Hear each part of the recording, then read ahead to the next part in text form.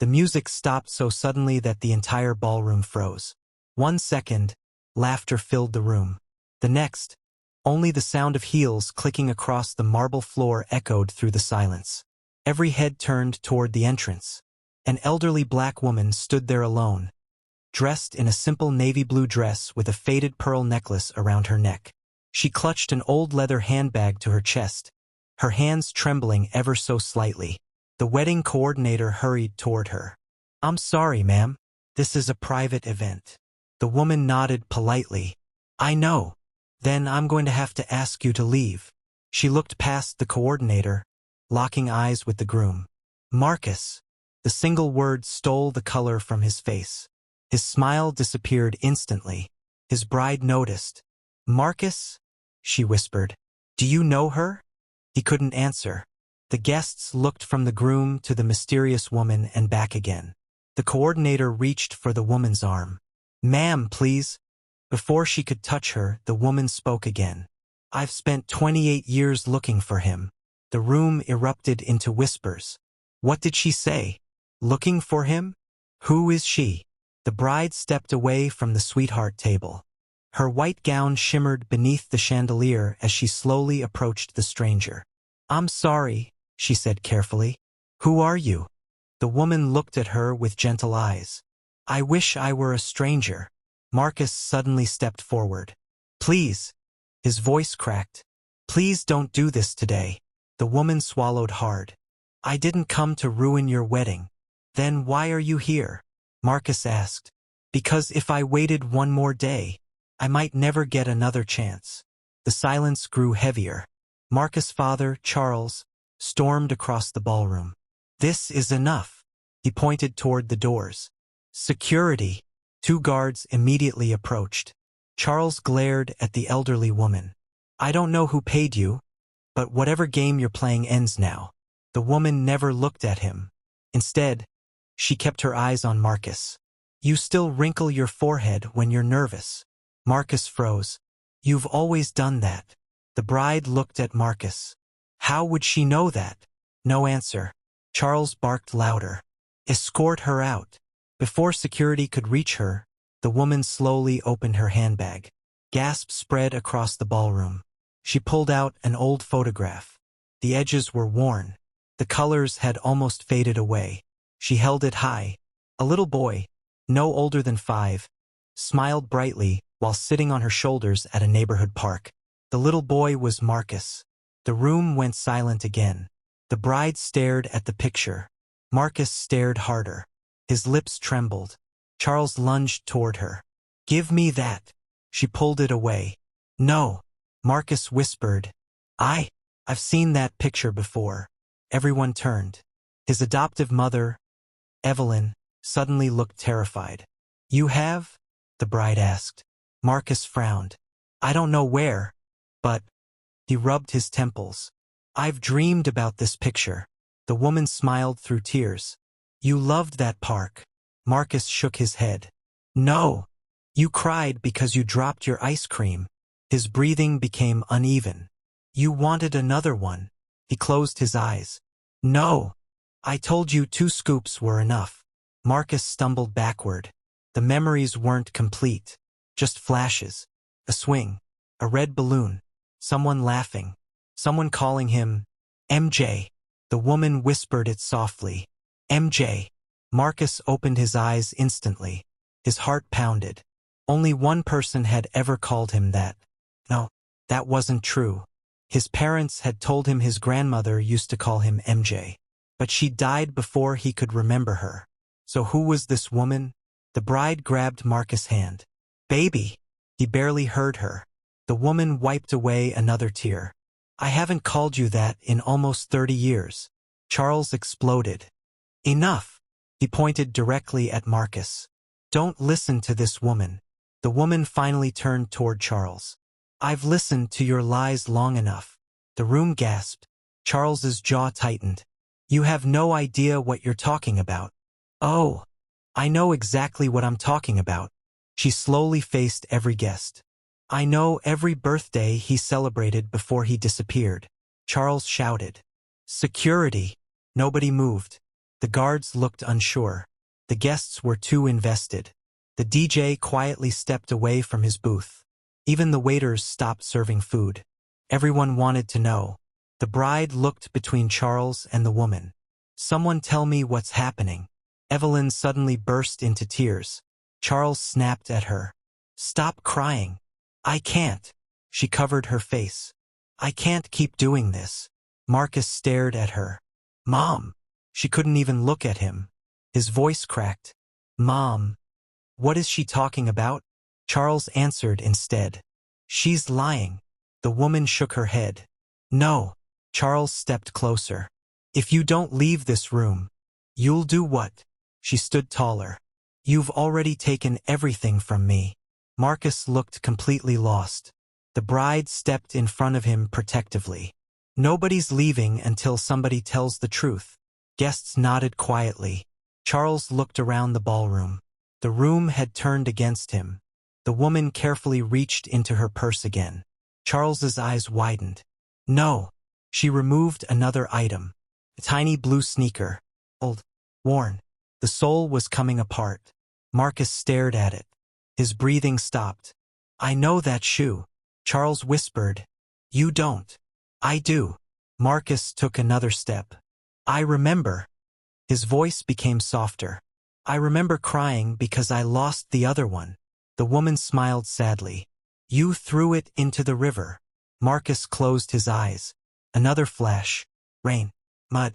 A bridge. A little boy crying. Someone lifting him into their arms. He suddenly grabbed his head. "It hurts."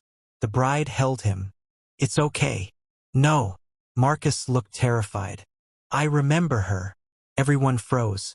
Charles shouted. "No, you don't." Marcus slowly looked at the elderly woman. "I remember your voice." Tears rolled down her cheeks. "I sang every night until you fell asleep." Marcus whispered, "The moon song." She nodded. "You always wanted it twice." Without thinking, Marcus softly began humming a melody he hadn't heard in decades. The woman joined him. The entire ballroom watched them finish the lullaby together. Neither of them realized they were singing. When the song ended, silence. The bride covered her mouth. Charles looked like the ground had disappeared beneath him. Marcus turned toward his parents. "What is happening?" Charles didn't answer. Instead, he grabbed Evelyn's arm. "We're leaving." Marcus stood in front of him. "No." Charles tried to move past him. Marcus blocked him again. "No." His voice was stronger now. "You don't get to leave." Charles glared at him. "Move." "For the first time in my life." Marcus swallowed. "I need you to answer me." Evelyn collapsed into a nearby chair, sobbing uncontrollably. "I can't." Marcus rushed toward her. "Mom." She grabbed his face with shaking hands. "I love you." "I know." "No." She cried harder. "You don't understand." The elderly woman quietly spoke. "He deserves the truth." Charles spun around. "The truth will destroy him." The woman answered without hesitation. "No. The lie already has." The bride stepped beside Marcus and squeezed his hand. She looked directly at Charles. "If you love your son." She paused. "Prove it." Charles's shoulders slowly fell. Years of confidence disappeared from his face. He looked older than anyone had ever seen him. He whispered one sentence that made the room stop breathing. "She isn't lying." A collective gasp swept through the ballroom. Marcus stumbled backward. His voice barely came out. "What does that mean?" Charles closed his eyes. "It means—" He couldn't finish.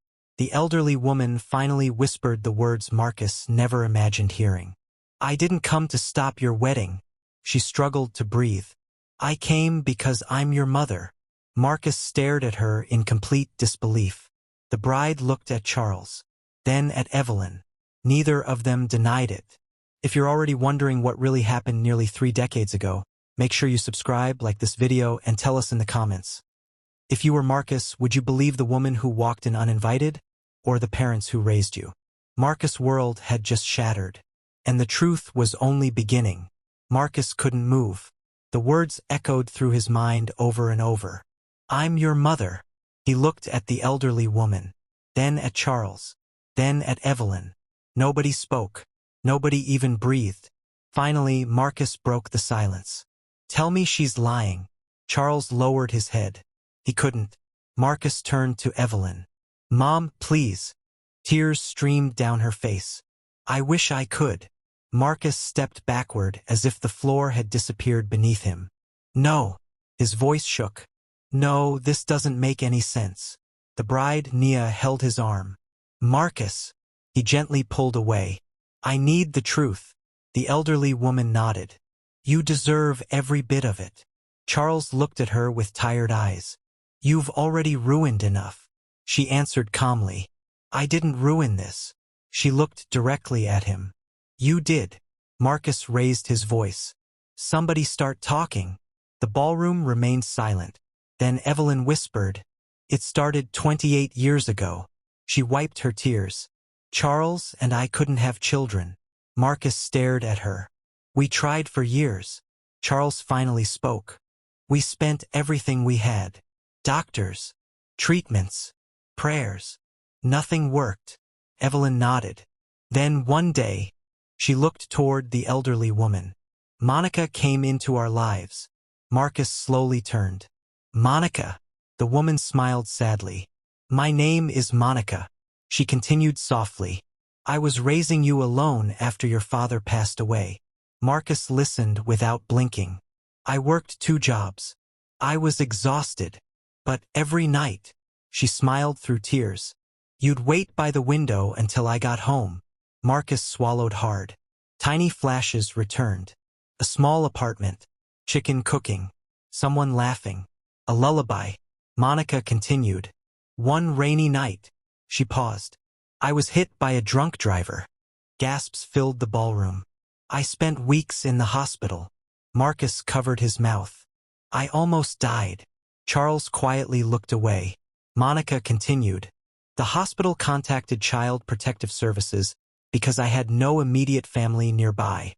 She looked at Charles and Evelyn. "They volunteered to foster you." Marcus frowned. "So, they were supposed to take care of me? Temporarily." Charles nodded. "Yes." Monica reached into her purse once more. This time she removed a folder tied with an old ribbon. "I signed temporary guardianship papers." She placed them on the sweetheart table. "I never signed adoption papers." Nia carefully opened the folder. Every page carried official seals. Hospital records. Guardianship documents. Letters. She looked at Charles. "These are real." Charles didn't deny it. Marcus' voice cracked. "So why didn't you give me back?" Charles closed his eyes. "Because..." He struggled to speak. "We fell in love with you." Monica answered before he could continue. "And instead of doing the right thing, they disappeared." The room fell silent again. Charles slowly nodded. "We moved. We changed phone numbers. We hired lawyers. We told everyone you were adopted legally." Marcus stared at him in disbelief. "You stole me?" Charles looked broken. "I convinced myself I rescued you." Monica shook her head. "You stole years that can never be returned." Marcus looked at Evelyn. "You knew." She burst into tears again. "I begged him to tell the truth." Charles looked at her. "You agreed." "I was scared," she cried. "I was terrified they'd take you away." Marcus whispered. "So every birthday..." She nodded. "I wondered if this would be the year you'd hate us." Monica quietly added, "And every birthday, I baked you a cake." Marcus slowly turned. "What?" She smiled sadly. "I didn't know where you were. So every year, I baked your favorite chocolate cake. I put 1 candle on it for every birthday. And I prayed you'd still be alive." Half the guests wiped tears from their eyes. Even the photographer lowered his camera. Marcus looked completely overwhelmed. "You never stopped looking?" "Never. Not for one day. I searched schools. I searched churches. I searched military records.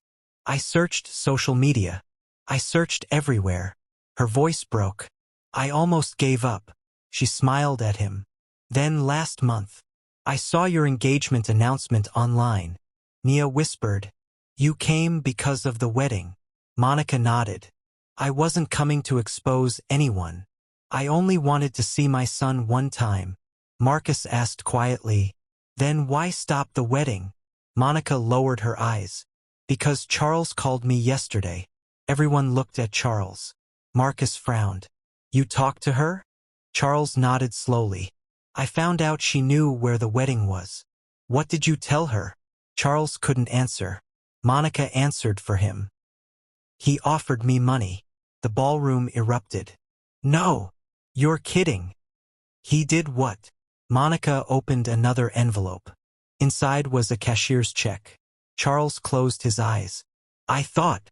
He sighed deeply. I thought money would make her disappear. Monica handed the check to Marcus. I never cashed it. Marcus looked at the amount. $500,000. His hands started shaking. You tried to buy my mother? Charles whispered. I was trying to protect my family. Monica answered firmly. No. You were protecting your lie. Marcus looked around the ballroom. Everything suddenly felt fake. The decorations, the music, the smiles, the photographs. His entire life had been built on a secret. He looked at Charles. I called you Dad for 28 years. Charles began crying. And every single time, I knew I didn't deserve it. Marcus looked at Evelyn. You tucked me into bed. She nodded. I loved every second. You came to every basketball game. I never missed one. You taught me how to drive. Charles smiled weakly, and nearly had a heart attack doing it. A few guests laughed through their tears. Marcus smiled for only a second before the pain returned. He looked at Monica. You missed all of that. She nodded. But I never stopped loving you. Marcus stood perfectly still. 3 people. 1 life. 1 impossible choice. Nia gently took his hand. You don't have to choose. Everyone looked at her. She smiled through tears. Love isn't a pie. It doesn't run out because more people are sharing it. Monica began crying again. Charles looked at the floor. Evelyn sobbed openly. Marcus slowly walked toward Monica. She didn't move. She seemed afraid he would reject her. He stopped inches away. She whispered, I'm sorry I couldn't protect you. Marcus looked into her eyes. You kept looking. She nodded. Every day. You never gave up? Never. Marcus wrapped his arms around her. She broke down completely. My baby. She cried into his shoulder. My little MJ. Nearly everyone in the ballroom began crying. After several moments, Marcus looked toward Charles and Evelyn. They stood together, holding each other, preparing to lose the only son they had ever known. Marcus slowly walked toward them. Charles couldn't even raise his head. I'm sorry, he whispered. I know. You probably hate us. Marcus looked at both of them. I hate what you did. Charles nodded. You should. But... Marcus paused. I can't erase 28 years of love. Evelyn burst into tears again. Marcus hugged her. You'll always be Mom. She cried into his shoulder. Then he hugged Charles. But from today on... He stepped back. There will be no more lies. Charles nodded. No more lies. Marcus turned toward the guests. I know today wasn't supposed to happen like this. He looked at Monica. But I refuse to let pain have the final word. He smiled. I gained a mother today. Then he looked at Charles and Evelyn. And I'm not losing the parents who raised me. The ballroom erupted into applause. The DJ quietly asked, Should I play the music again? Marcus looked at Nia. She smiled. I think your family has waited long enough to dance together. The music started. Not loudly. Just enough to fill the silence with hope. Marcus took Monica's hand. With his other hand, he reached for Evelyn. Charles joined them. The 4 of them walked to the dance floor together. The guests stood, clapping as tears turned into smiles. Nia watched the family she had just married into become whole. Not because the past had changed, but because the truth had finally been welcomed. Sometimes, the person everyone wants escorted out is the very one carrying the truth everyone else is afraid to face. Before you go, don't Don't forget to like this video if this story touched your heart. Subscribe for more unforgettable stories every week, and leave a comment below. Could you forgive Charles and Evelyn after learning the truth? Or would the betrayal be too much to overcome? As the music played once more, Marcus looked around the ballroom, smiled through his tears, and realized that although the wedding had been interrupted, his life had finally begun.